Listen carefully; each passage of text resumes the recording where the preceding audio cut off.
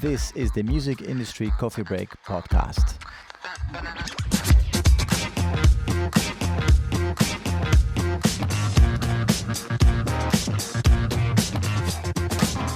We'll be exploring the ever-evolving landscape of the music industry in the digital age. From streaming platforms to social media and artificial intelligence, we'll be delving into the strategies and technologies that are shaping the future of music.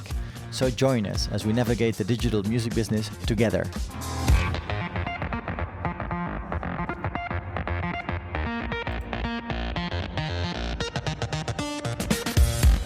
Each month, we will take a deep dive into everything that compasses the music industry from today and the future, talking to experts including streaming platforms and social media representatives and entrepreneurs from technology companies, bringing new songs to millions of music lovers from around the globe. And of course, creators, musicians, and all the brilliant people that work every day in this amazing sector. Today, I'm having an in-depth conversation with Darryl Ballantyne, CEO and co-founder of LyricFind, a company that is of enormous value to the whole music ecosystem for writers, publishers, DSPs, and music listeners alike.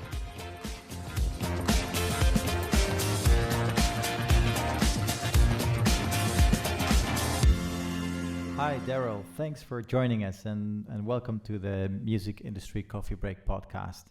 Today we're going to just jump right in and we'll kick up with the first question. How did you start LyricFind and why? What was the idea behind it? Well, I mean, it's a long story. It started way back in the year 2000. I was in university at the University of Waterloo. That's just a little west of Toronto, and I was always the guy in university that could name that tune. I was the one that was a big music fan and always knew who sang what and who was what was the name of every song and what was the song that had this line in it. And this was March of 2000, and one of my co-founders, Chris Book, came and was trying to figure out the name of a song that he could only remember some of the lyrics for, and I didn't know what it was. So he went off to try to look on the internet to try to figure out what the name of this song was. And sadly, for the life of us, none of us can remember what the song was. And it's a key detail of the story that is just lost to history. And he came back and said, all these lyric sites out there suck. None of them let me search by lyrics. Let's start our own. So we said, sure. This was March of 2000, so everybody was starting something that ended in .com and retiring as a billionaire a couple weeks later. Exactly, so I remember. We were at a technology school. Of course, we should do that. Yeah. So we started the original version of LyricFind as a consumer-facing website that included lyric search functionality as well as commenting and things like that. And this is when we're talking. So this is then the early 2000s. So 2000. Wow. Yeah. Almost exactly 23 years ago today was when we first got it started, but as a consumer-facing website. It got really popular, but then we realized, wait a second, we actually need licenses for this content. So in December 2000, we took the website down, tried to negotiate with publishers to get licenses for the lyrics, and realized that it was just a gigantic administrative nightmare. The music industry at the time was basically trying to shut down the internet rather than work with it. And we ended up walking away and just not being able to figure out the licensing side of it because music publishers just weren't ready for that type of deal. There was still the era in which everything was, turning around piracy, and the internet was seen as the threat, not as the opportunity. Then, I remember. Yeah, and having somebody come and want to license lyrics and want to license the entire catalog's worth of lyrics was such a foreign thing at the time, and publishers didn't even know if it was something that they could license on a catalog-wide basis. So if we fast forward to 2004, I graduated university, and in the perfect metaphor for getting into the startup world, I was at Canada's Wonderland, which is an amusement park on the north side of Toronto, uh, with my family, and literally about to step on to a roller coaster. And my phone rang, and it was Microsoft, and they were launching the MSN Music Store, and they wanted to include lyric functionality in it. They had found our old website, which didn't have any lyrics on it. We'd left it up and got some ad money over the years from it. Didn't have any lyrics, but it did have my phone number. So they called and said, hey, we're launching this. We want to include lyric functionality. Can you license that to us? And I said, well, no, but that's a nice gig, but yeah, exactly. Let me make some calls. And I called Mohammed, my other co-founder, and called Chris, and called Ted Cohen, who I had worked for on a co-op work term previously, and I was supposed to go and work for him full time at EMI after graduating. We were figuring out all the visa stuff at the time, and said, "Hey, this happened. Do you think that the industry has changed? Do you think that we could get licenses now?" And he said, "Yeah, I think so. Let me set some stuff up with EMI on the publishing side." And one thing led to another, and Ted encouraged them to actually do a license with us, and he joined our board of directors. And I never went back to work for him, and we restarted the company as a B2B aggregator rather than a consumer-facing website. Yeah, I understand. Yeah. And so I've never had a real job since.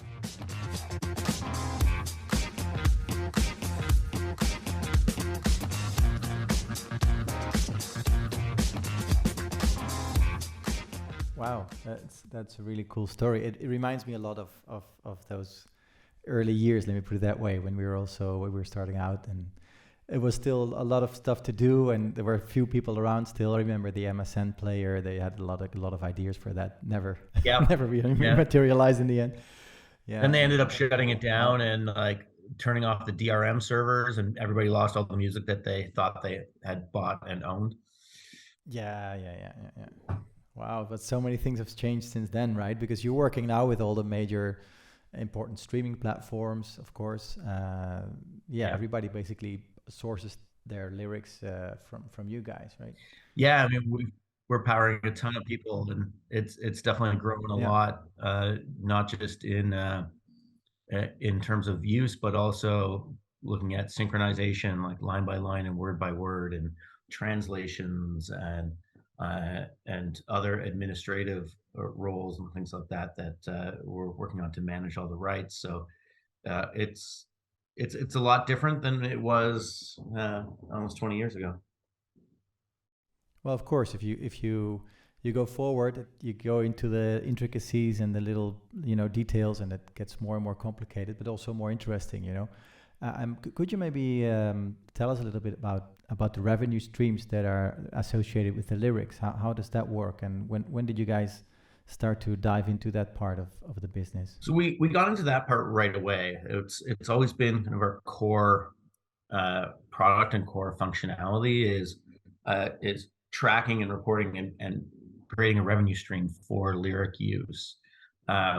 It started off with just the lyric websites that were out there. None of them had licenses, and working with the publishers and with people like the NMPA to let's say educate them that they need a license and get them licensed so that they could become legitimate businesses and no longer be infringing. But then obviously it evolved into streaming services, mobile applications, and all sorts of other platforms now. But when we track the usage, so we end up managing all of the royalties on a very, very granular basis. So that revenue stream for lyrics means that each rights holder in each country is paid for the use of the songs and the lyrics that they own in that country.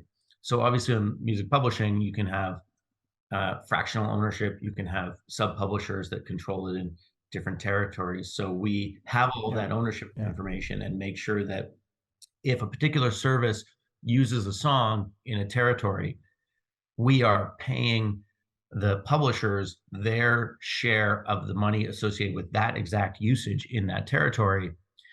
We're not guessing it at it. We're not using market share data. We're not using any sort of abstract formula. It's actually based on tracking every single display of a lyric that is in that territory and paying the right people in the right place at the right time. Yeah.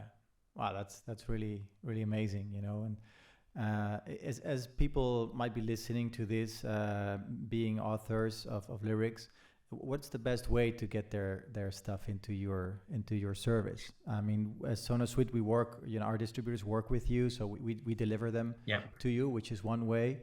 Is that the main way to do it, or what could you recommend people who say, hey, I want to see my lyrics in Spotify? What can they do? Yeah, there's multiple different ways. Obviously, it's easiest to work through a third-party aggregator like SonoSuite to just put it in there, and it'll get automatically delivered. But artists can also come and just sign up on our website to submit the content to us. They can grant us rights through rights aggregators like HFA or Upper AMCOS or CSDEM or the MPA, all sorts of different organizations around the world that we work with to aggregate the rights and pull in content as well.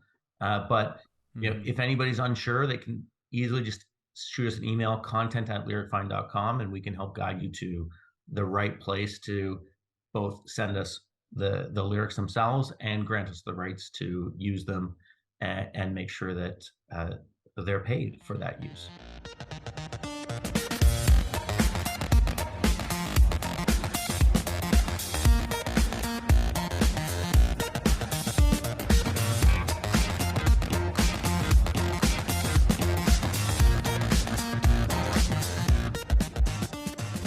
How about monetizing lyrics in videos? I mean, you've launched an automated service to help rights holders to produce lyric videos. Could you tell us a bit how that works and what's the idea behind it? Yeah, you know, lyric videos. We started to look at that because of Bill Wilson, actually, who's at Monarch. He was at Entertainment One at the time, which is now Monarch, and he came to us and he said, "No, we see great revenue and usage and views of our lyric videos on YouTube, and it's all additive, and we're making a lot more money off them now. But we need to be able to scale it. You guys have all the lyrics, you have all the synchronization data. Can we just send you the audio and some graphics, and can you automatically generate lyric videos for us?" And we said, "Yeah, I think we can." What a great idea. Why not? Yeah. So that's now grown into a full-fledged self-serve platform that people can use, and we're integrating that into distribution platforms, obviously, and there's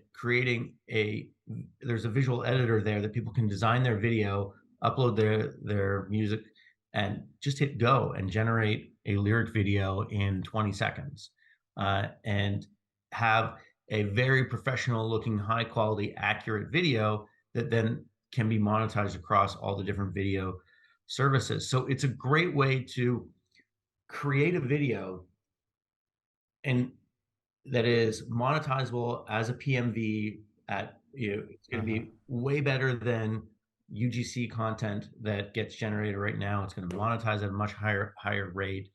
Yeah, it also comes from the source, and all the tracking is in there as well. So that monetizing is also in its place.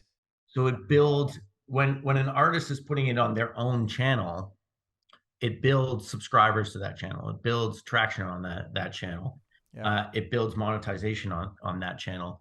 And instead of just creating a video for one song on an album, because that's all that somebody can afford, we can do the entire album. We can do it in seconds and have everything ready so that when content is released, it's available. Or for back catalog that doesn't have a presence on YouTube, it's available.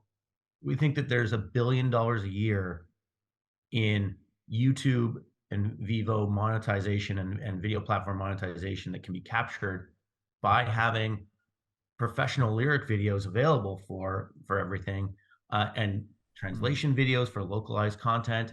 There is a huge amount of untapped usage that we can help artists capture and help them build up their revenue stream by just having a video for each piece of content. Where can artists create these lyric videos? How do they access to the service? So right now it's available for labels. We don't have a front end portal for indie artists to access individually right now. They will be able to access it through distributor integrations, and then they will be able to access it directly on through the LyricFind service at some point in the hopefully not too distant future. So if they want, they can come and sign up on our website to be notified as soon as it's available for an indie artist, or if it's a label and we have a negotiated agreement, then we can give them access to the platform to be able to use across all of their artists. Exactly. They can also contact us at SonoSuite.com, and then we'll touch base with you guys. Exactly, of course, everything.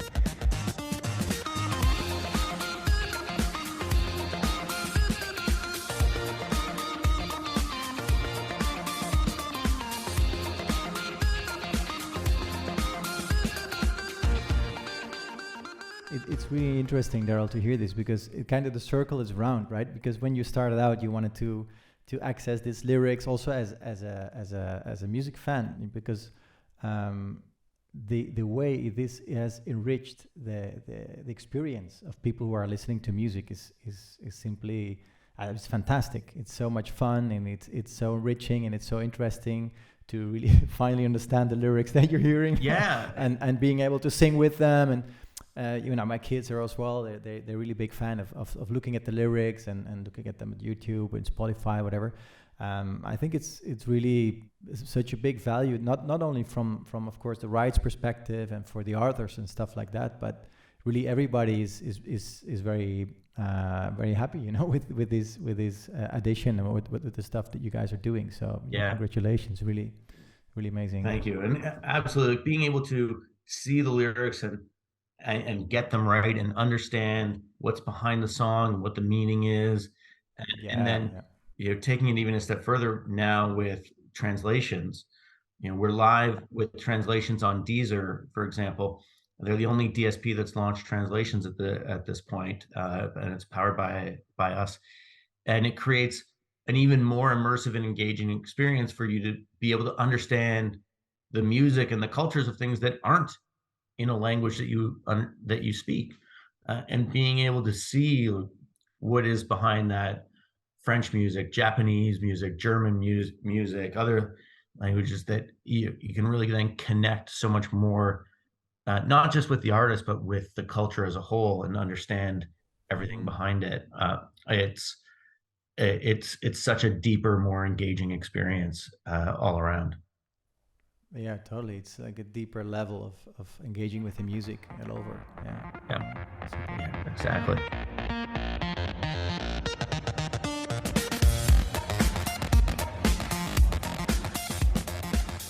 And what about Lyric IQ? I've also been playing around with it a little bit. Could you explain what it does, and why you guys created it? Yeah, so Lyric IQ is a set of data analyzing music through the lyrics. So there's really a few key components to it. There's emotion analysis, sentiment analysis, content filters, and subject matter analysis.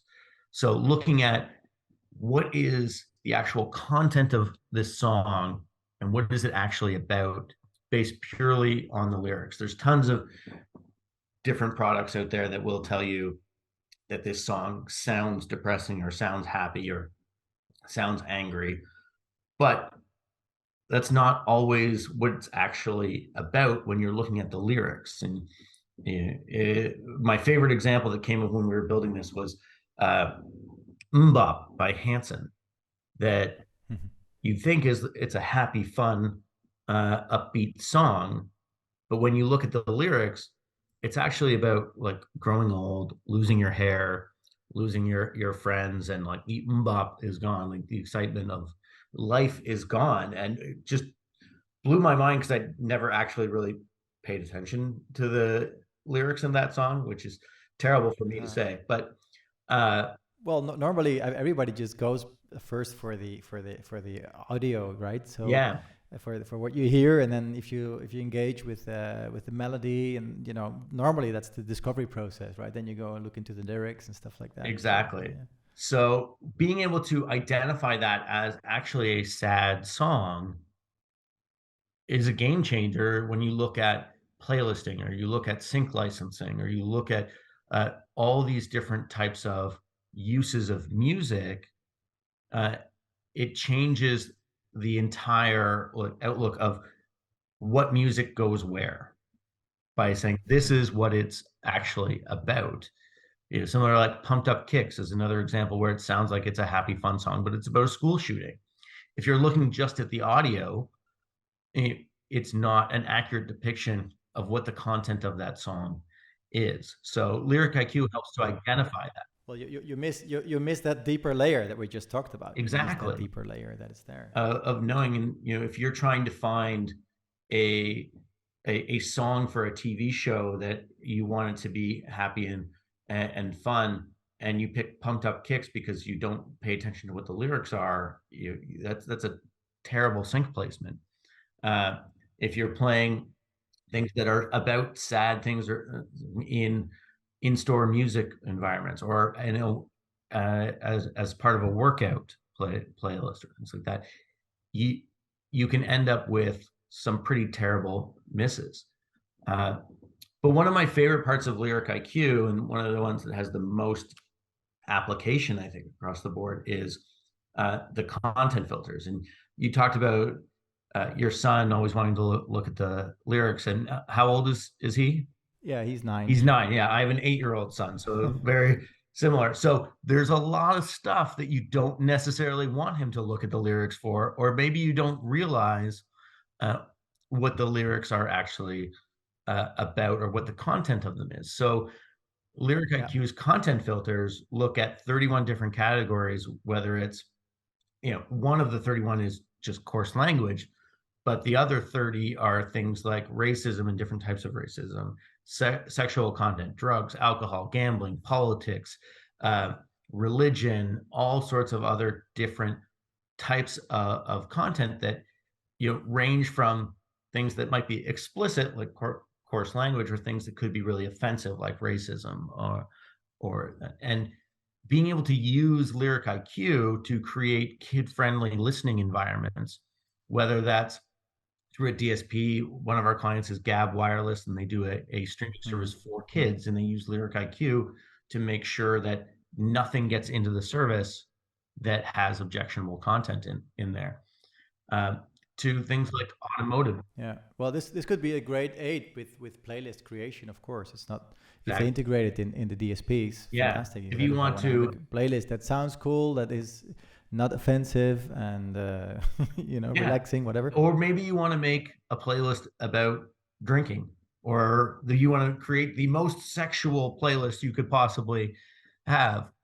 It can work both ways, but creating those filters for family-friendly environments, whether that's places like listening in the car, or in-store music, or sync licensing as well in there, or recommendations on DSPs when you know that the listener is younger, and you have kids accounts. There's a whole lot of options and a whole lot of applications there that can really change the listening environment, because no parent can really know every song. They don't know the lyrics to everything, and half the time they don't even realize. Well, or they're not actively involved in the listening experience anyway of the kids. They have their account, and that's it. So if you have some tool to be able to set some some limits here, set some parental controls on them. It's always interesting, the different options that come up with it. So that's been a really interesting area for us to build and develop and get a deeper understanding of what the music is actually about.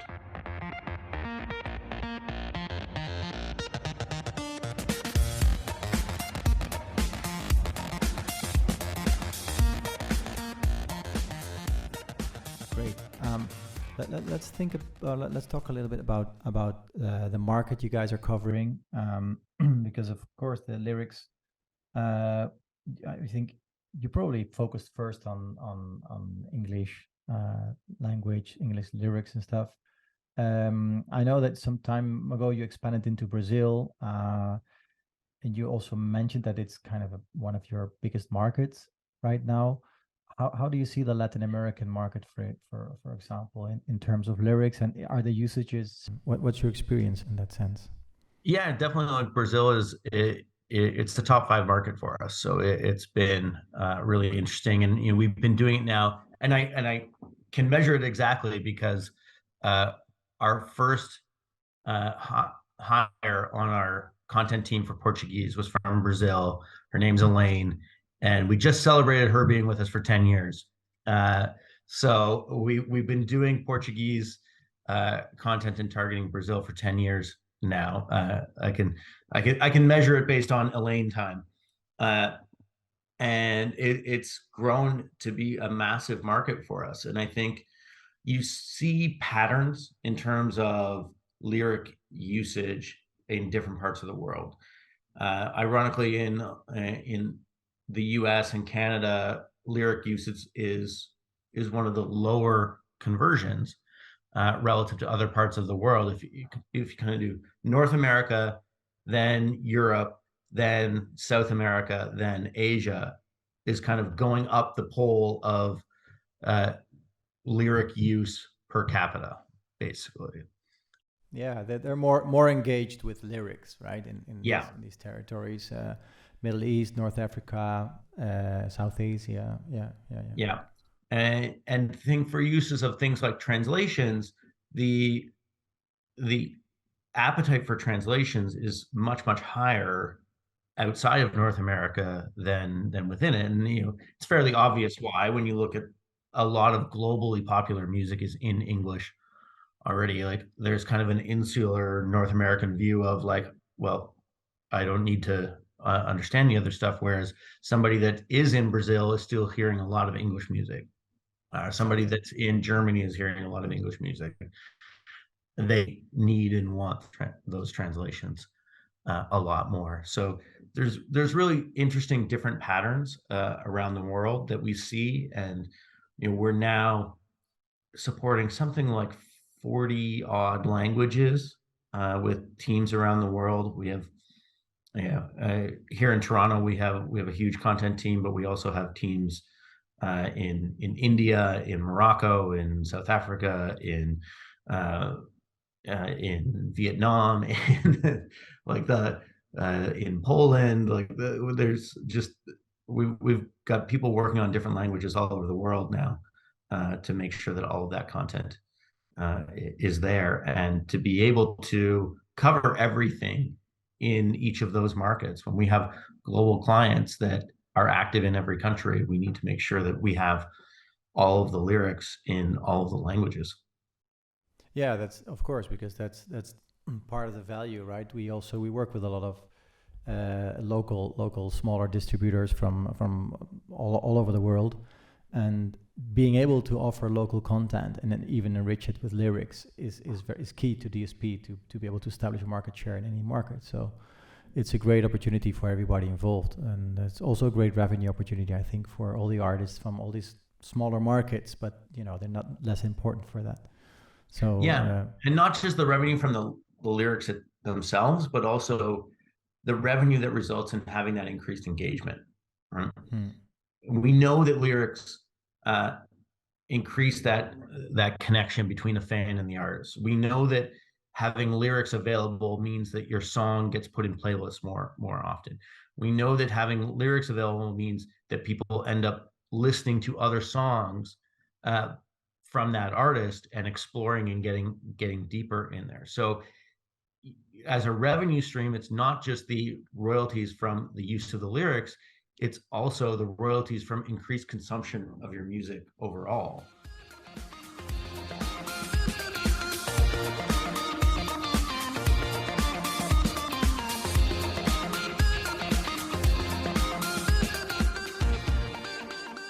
You kind of are also a flag bearer, right, for the democratization and monetization of access to lyrics. Can you talk about the project you've launched in conjunction with some of other partners in the industry?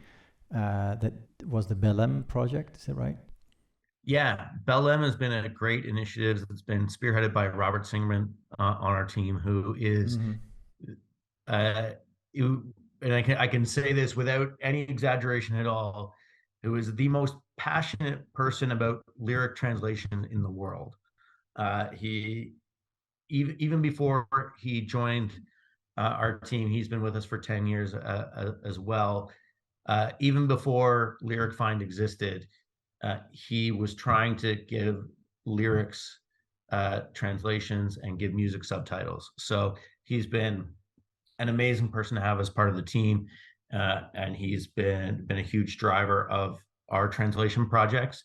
But he put together this Bellam consortium and managed to get EU funding for it to be able to create more translations and have rights holders create those translations and professionals create those translations, so that we know that everything is as accurate as possible. So they are currently going through allocating that funding for the Bellam project to people who can create those translations. If you go to bellam.music, you can it's BELEM.music, right? Yeah. Correct. Yeah. It's the first .music domains to go live too. So also very exciting on that front. There's an open call for applications to receive the funding to do the translations.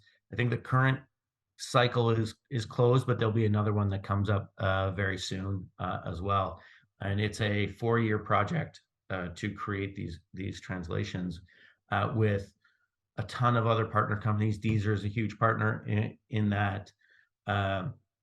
.music is a huge partner in that, and I think there's 12 other companies as well in total that are there. So I won't go through and list them all, but there's a lot of great people that are involved in that project, and we're really looking forward to being able to translate a lot of that EU content into other languages, increase the export value of it, increase the understanding of that music across different cultures and different languages, and really be able to make music much more global and get a couple steps closer to realizing Robert's dream and vision.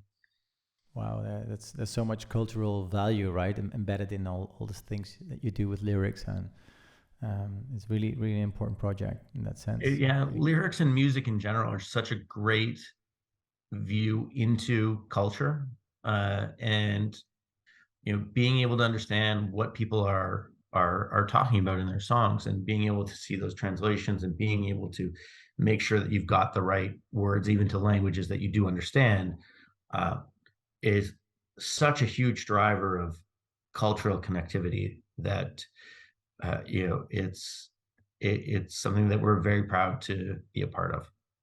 Yeah, it's an amazing mission you guys are on. So thank you very much for explaining us a little bit more about what you do, and all the stuff you guys have done in the past and will probably do in the future as well.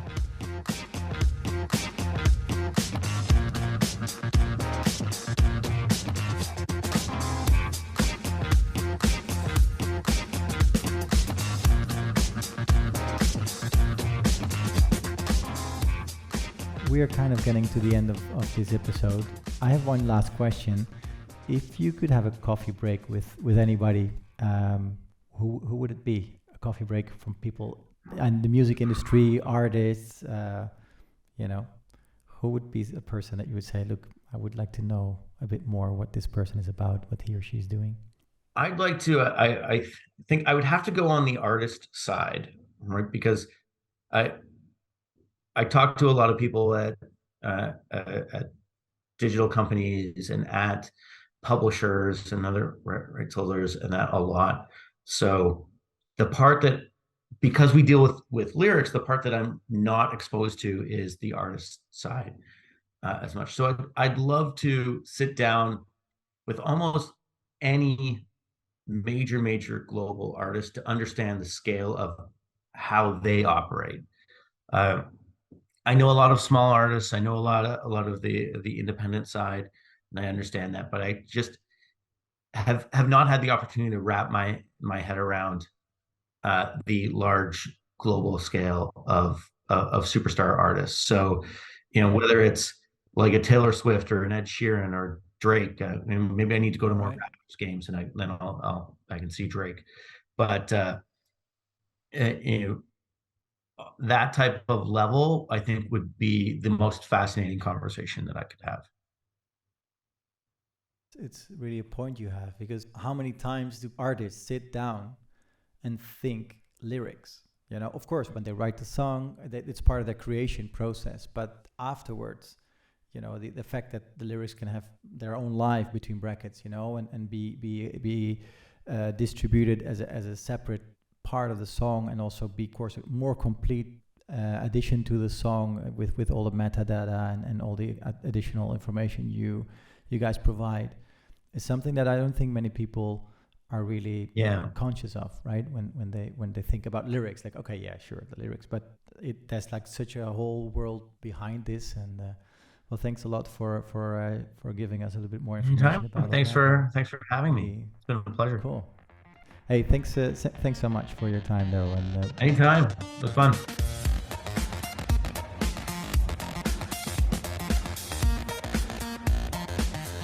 if you want to know more about LyricFind, head over to their website on lyricfind.com. I also invite you to visit SonoSuite.com to learn more about our services or read more about the music industry on our blog. And don't forget to check us out on LinkedIn, Instagram, Facebook, and Twitter. My name is Maarten van Wijck, and thanks for listening. See you in the next episode of the Music Industry Coffee Break podcast, the first Tuesday of the month, brought to you by SonoSuite.